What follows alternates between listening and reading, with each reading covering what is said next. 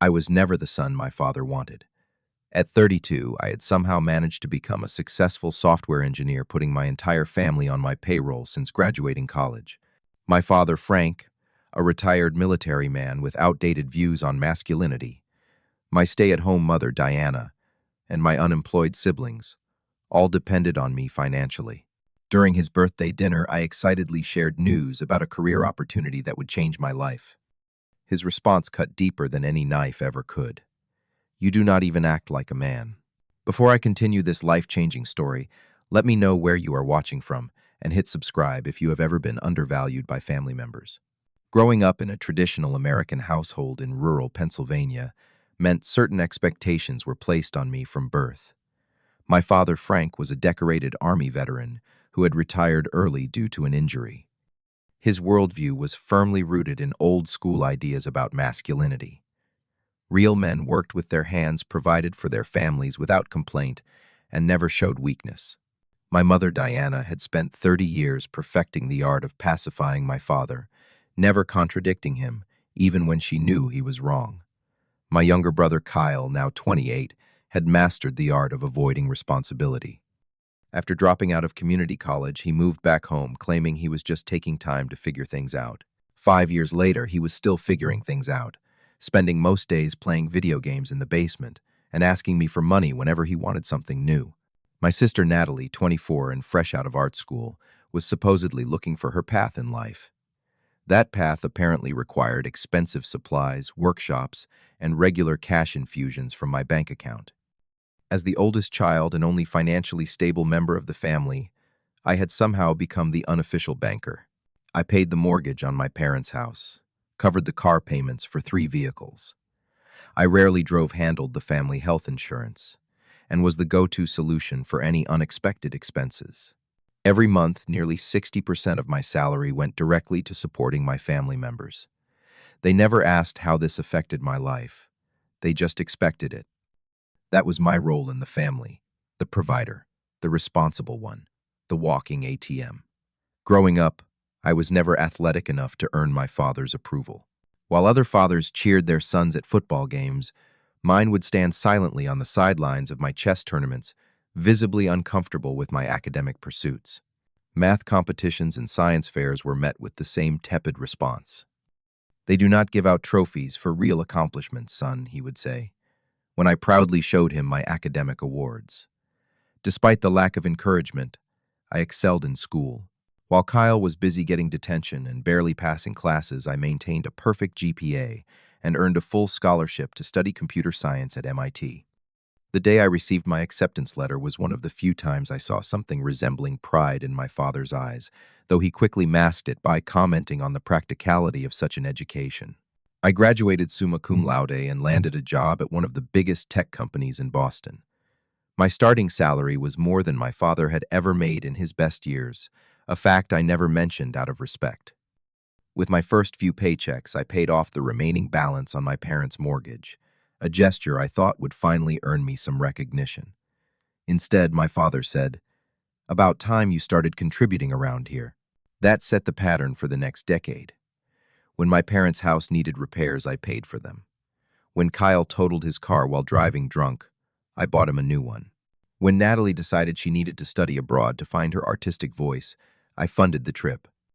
Each time the gratitude was minimal and short-lived, quickly replaced by the next demand.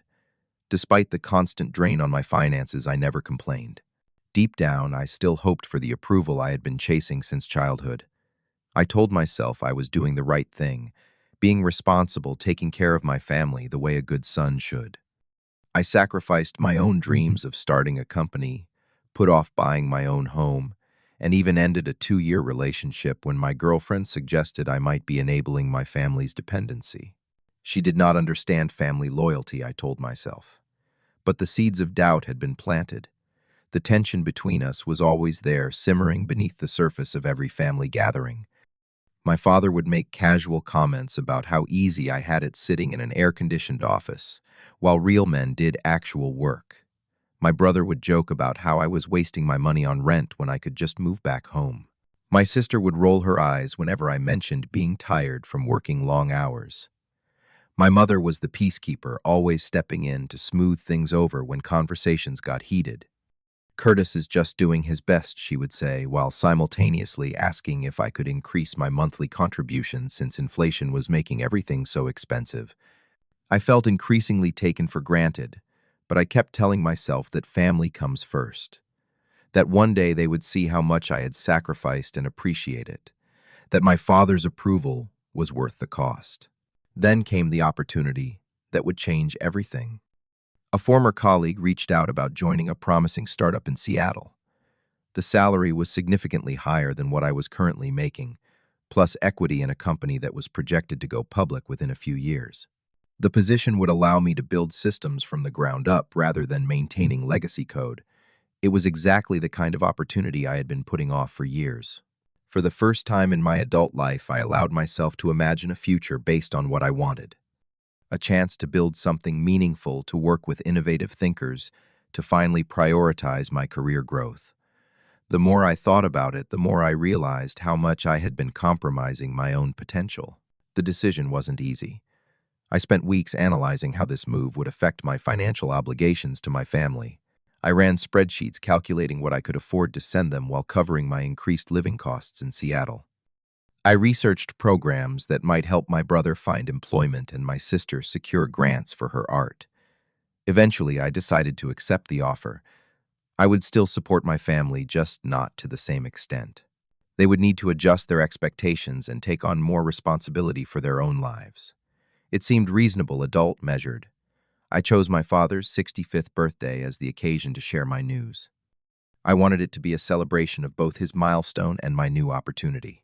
I made reservations at his favorite steakhouse, bought him an expensive watch, and prepared a speech about how his emphasis on responsibility had shaped me into someone who was ready for this next challenge. I genuinely believed he would be proud. The restaurant was dimly lit, the kind of old-school establishment with dark wood paneling and waiters in formal attire that my father appreciated. I had reserved a private dining room and ordered his favorite whiskey in advance. The evening started pleasantly enough, with everyone in unusually good spirits. My father opened his gift with rare enthusiasm, immediately strapping the luxury timepiece to his wrist. "Thank you, son," he said. "This is a man's watch." I took that as a positive sign. After the main course, when the waiter had cleared our plates and poured more wine, I decided it was time. I clinked my glass with a fork, drawing everyone's attention. "I have some exciting news to share." I began feeling a mix of nervousness and anticipation. I've been offered an amazing opportunity with a startup in Seattle. The compensation package is incredible, and the work is exactly what I've always wanted to do. I have accepted the position and will be moving next month. The silence that followed was deafening. My mother was the first to speak. "Seattle, but that's across the country, Curtis." "I know," I said, still smiling. "But with video calls and flights, well, stay connected. And it'll still help out financially, just not quite as much as before." My father put down his fork. "What do you mean, not as much as before?" "Well, Seattle has a higher cost of living and I'd be starting fresh. I'd need to get my own place furniture, that kind of thing. But I've worked out a budget where I can still send money home every month." Kyle snorted. "So basically you're abandoning us." "I'm not abandoning anyone," I said, feeling my enthusiasm drain away. "I'm taking a career opportunity. Adults do that." "What about us?" Natalie asked, her voice rising. "I was counting on your help for my studio space next year. And I still need dental work," my mother added. "Plus the roof needs replacing." I felt ambushed. It expected some resistance, but this immediate focus on what they would lose, rather than what I would gain, caught me off guard. "I can help with some of that," I said carefully. "But you all might need to adjust your expectations. Maybe Kyle could look for a job." My brother slammed his hand on the table. "You think it's that easy? Just because everything gets handed to you on a silver platter, nothing has ever been handed to me." I responded, feeling heat rise in my face. "I've worked for everything I have. And now you're going to throw it all away on some risky startup," my father interjected. "What happens if it fails? What happens to your family then?" "I will still have marketable skills. I can always find another job. But we need you here, my mother said tearfully. We're a family. The conversation deteriorated from there. Each family member took turns explaining why my decision was selfish, why I was letting them down, why my obligations to them should supersede any personal ambition. When I tried to explain how important this opportunity was for me professionally, my father delivered the blow that would ultimately change our relationship forever. You do not even act like a man, he said, disgust evident in his voice. A real man puts his family first, not some fantasy job. A real man does not run away from his responsibilities. I thought I raised you better than this. The words hit like physical blows. After everything he'd done, after all the sacrifices he'd made, this was still how he saw me. Not as a successful professional who had supported his family for years, but as someone who had failed to meet his arbitrary definition of manhood. I left the restaurant shortly after ignoring their calls to come back to be reasonable to think about what I was doing. I needed space to process what had happened and what it meant for my future. The following week brought revelations that only confirmed I was making the right decision. While organizing my finances for the move, I discovered several troubling things my family had been hiding from me. First, the laptop I'd bought for Kyle last Christmas, supposedly for job searches, had been sold within weeks. He had used the money to buy gaming equipment. When confronted, he shrugged it off. "You never asked what I did with it," he said. Then I found excessive charges on the supplementary credit card I'd given Natalie for emergencies only. Hundreds spent at high-end clothing stores, beauty salons, and restaurants I'd never heard of. Her explanation was equally dismissive. "You make so much money, I did not think you'd even notice." The most painful discovery came when I went to my parents' house to collect some childhood memorabilia before the move. While looking for photo albums in my father's study, I found gambling receipts totaling thousands of dollars from the local casino. The dates matched exactly when he had told me he needed money for home repairs. When I confronted my mother about it, her eyes filled with tears. "We did not want to worry you," she said. "Your father has been having a hard time since retirement. The gambling makes him feel something." I had been played for a fool. The family I had sacrificed so much for had been taking advantage of me, lying to me, manipulating me for years, and they had the audacity to question my character when I finally decided to prioritize myself for once. That night, I called the startup and confirmed my acceptance of their offer. I would be moving to Seattle in 2 weeks, not 4. I needed to get away from this toxic situation as soon as possible. The breaking point came the following Sunday when my family called an emergency meeting at my parents' house. I arrived to find all 4 of them sitting in the living room, expressions serious. "We need to talk about your decision," my father began. "As a family, I've already made my decision," I said, remaining standing. "I'm moving to Seattle. We've been thinking," my mother said gently. "Perhaps we could find a compromise." My father was less diplomatic. "Either you stay and fulfill your obligations to this family, or you are no longer my son." I stared at him in disbelief. "Are you seriously disowning me because I'm taking a job in another city?" "I'm stating facts," he replied coldly. "Family sticks together. If you choose to leave, that's on you." Kyle jumped in then. "By the way, I need a new car. The transmission in mine is shot. And I need to know about my Paris workshop," Natalie added. "The deposit is due next week." They weren't even trying to hide it anymore. They had called this meeting not to reconcile, but to double down on their demands. In that moment, I realized I had become nothing more than a living ATM to them. My anger must have shown on my face because my mother quickly tried to soothe things over. "We just want what's best for everyone," she said. "What's best for everyone," I repeated slowly. "When was the last time any of you asked what was best for me?" The silence was answer enough. Fortunately, my friend Jack chose that moment to arrive. Wed made plans to meet up after what I had expected to be a short family discussion. He walked in on a scene of palpable tension. "What's going on?" he asked, looking around at everyone. "Curtis is abandoning his family," my father answered before I could speak. Jack, who had known me since college and was well aware of my family's dynamics, gave me a meaningful look. "Maybe we should talk outside," he suggested. On the front porch, I unloaded everything that had happened. The job offer, the birthday dinner disaster, the discoveries of my family's deceptions, and now the ultimatum. Jack listened quietly, then said something that permanently altered my perspective. They've been using you, man. Always have been. It was a simple statement, but hearing it from someone else made it impossible to ignore. Jack proceeded to list all the times Head seen my family take advantage of me over the years, instances it rationalized away in the moment. When I think about how much you've done for them and how they've never once shown real appreciation, it's messed up, man, he concluded. You deserve better. That conversation was the catalyst for my transformation.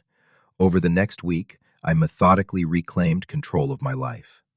First, I consulted with a financial advisor about separating my finances from my family's.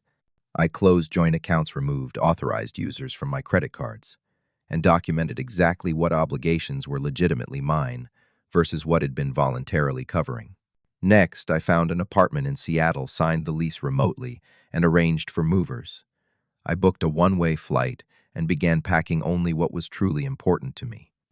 I met with a lawyer to understand what legal responsibilities I had toward my family.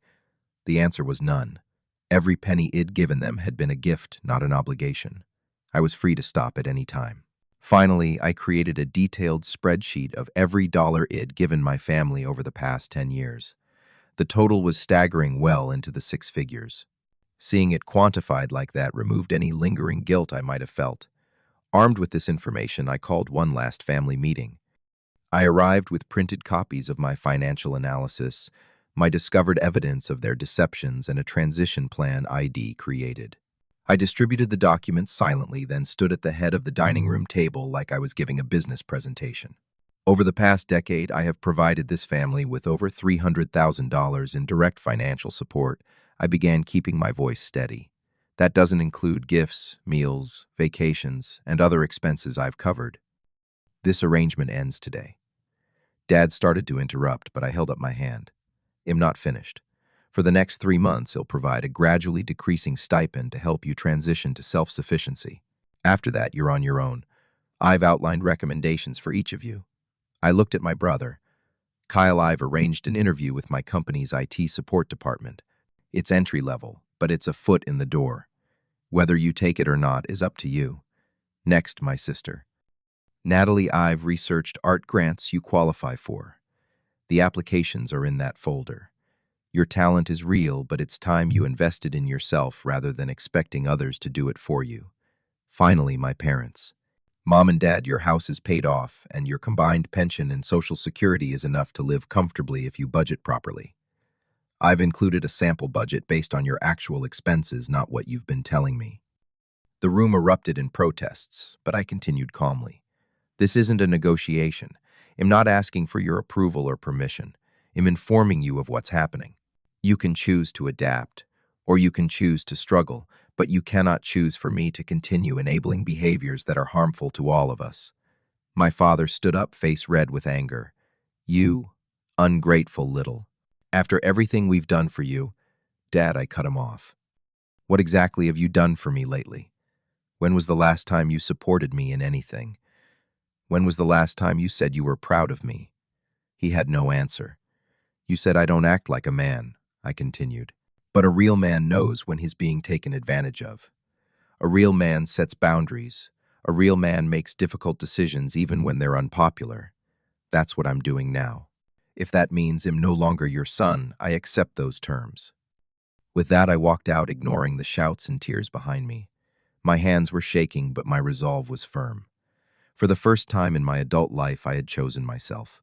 The aftermath was predictably chaotic. My phone buzzed constantly with texts and calls, alternating between guilt trips, angry accusations, and occasional tearful pleas.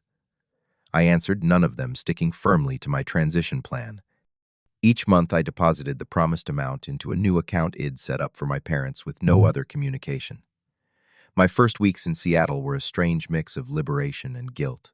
I'd never lived so far from family before, never been completely free of their influence and expectations. I threw myself into my new job, impressing my colleagues with my work ethic and technical skills. The startup environment was exactly what I'd hoped for: dynamic, challenging, and appreciative of my contributions. I found an apartment with a view of Puget Sound, bought furniture I actually liked rather than what was most economical, and began exploring the city on weekends. For the first time, I had disposable income that was truly mine, to dispose of as I wished. The freedom was intoxicating. Still, there were moments when doubt crept in. Late at night, I would wonder if it'd been too harsh, too absolute in my departure. Had I abandoned my family as they'd accused? Was I being selfish? These thoughts would keep me awake until I reminded myself of the years of sacrifice and the utter lack of appreciation that had preceded my decision. My friend Jack moved to Seattle a month after I did, having also accepted a job with the startup. His presence helped ground me, providing a connection to my past while supporting my new direction. And there were other connections forming. I joined a local hiking group, made friends with neighbors, and even began dating casually, something that had been practically impossible when so much of my time and resources were dedicated to my family. Time passed, and gradually the intensity of emotions surrounding my departure began to fade. 6 months after moving, I received an unexpected email from Kyle. It was brief, just a few sentences informing me that Head taken the job it arranged and was doing well. No apology, no acknowledgement of past behavior, but it was something. 2 weeks later, Natalie sent a longer message. She had applied for and received one of the grants I'd researched for her. She was working part-time at a gallery and taking her art more seriously. The email ended with, "I should have said thank you more often. I'm sorry about that." I responded to both with brief positive messages, not quite ready to fully re-engage, but leaving the door cracked open. My mother was next calling me on my birthday. The conversation was awkward at first, but eventually she admitted that things had been unfair. "We never meant to take you for granted," she said. "We just got used to you being the strong one." Her voice broke when she added, "Your father has started working part-time at the hardware store. He would never say it, but I think he's trying to prove something to you." My father remained silent. I heard about him only through my mother's occasional updates. He was stubborn, she explained, but he was adjusting. They were living more modestly now, learning to manage with what they had. The gambling had stopped out of necessity. A year after my departure, I took a week off work and flew home for Thanksgiving. Id debated the decision extensively, ultimately deciding that cutting my family off completely wasn't the answer. Setting boundaries was. The house looked different, smaller somehow. Everything was clean but worn, showing signs of care without the refresh of new purchases. My mother greeted me with a tearful hug. Kyle surprisingly had cleaned up his space in the basement and proudly showed me his work ID. Natalie arrived later, bringing a portfolio of new pieces shed created more sophisticated and personal than her earlier work. My father was the last to arrive, coming in from his shift at the store. He stopped short when he saw me, his expression unreadable. For a moment, I thought he might turn around and leave. Instead, he extended his hand. "Good to see you, son," he said gruffly. It wasn't an apology, but from him it might as well have been. The rest of the evening was cautiously civil. We avoided difficult topics, focusing instead on neutral ground. My mother had prepared all my favorite foods, a gesture that touched me more than I expected. Before I left, my father asked to speak with me privately. In his study, surrounded by his military memorabilia, he struggled to find the right words. "You were right," he finally said, the admission clearly costing him. "We took advantage. I took advantage." He looked down at his calloused hands, now bearing the marks of his new job. I thought being a man meant never admitting weakness. I was wrong about a lot of things. It wasn't a complete reconciliation. There were still unspoken resentments, still wounds that needed time to heal. But it was a start. I established new parameters for our relationship. I would help with genuine emergencies, but day-to-day expenses were their responsibility. I would visit for major holidays, but maintain my life in Seattle. I would take an interest in their lives, but not at the expense of my own well-being. Over the next few years, our family dynamics slowly evolved. There were setbacks. Kyle lost his job once, then found another. Natalie moved to Chicago to pursue her art more seriously. My parents downsized to a smaller house that was easier to maintain. Through it all, I maintained my boundaries. Sometimes it was difficult, especially when old habits threatened to resurface. But I had learned a crucial lesson. True love sometimes means refusing to enable harmful patterns, even when that refusal causes temporary pain. The startup thrived, eventually being acquired by a larger tech company. My equity shares translated into financial security that allowed me to help my family in more sustainable ways, setting up a modest emergency fund for them rather than responding to constant crises, helping Natalie establish her first gallery show, contributing to Kyle's technical certification courses. The difference was that now my assistance was a choice freely made from a position of strength, not a obligation born of manipulation and guilt. It was given with clear expectations and received with genuine gratitude. Looking back on my journey from family ATM to independent adult with healthy boundaries, I realize how necessary that painful break had been. Sometimes walking away is the only way for everyone to grow. Sometimes the most loving thing you can do is refuse to participate in a dysfunctional system. My relationship with my father will never be what I once hoped for. He will never fully understand or approve of my choices. But we have reached a place of mutual respect that once seemed impossible. If you are caught in a cycle of familial obligation that has become toxic, ask yourself, am I helping or enabling? Is my sacrifice building something healthy or maintaining something broken? Sometimes the bravest, most loving choice is to step back and allow others to face the consequences of their choices. I would love to hear your thoughts about setting boundaries with family in the comments below. Have you ever had to make a difficult choice between your own well-being and family expectations? Share your experience and let others know they are not alone in these challenges. If this story resonated with you, please hit the like button and subscribe to hear more stories about overcoming family challenges and building healthier relationships. Do not forget to share this video with someone who might need to hear that it's okay to prioritize their own happiness sometimes. Thank you for listening, and remember that true strength often lies in knowing when to walk away.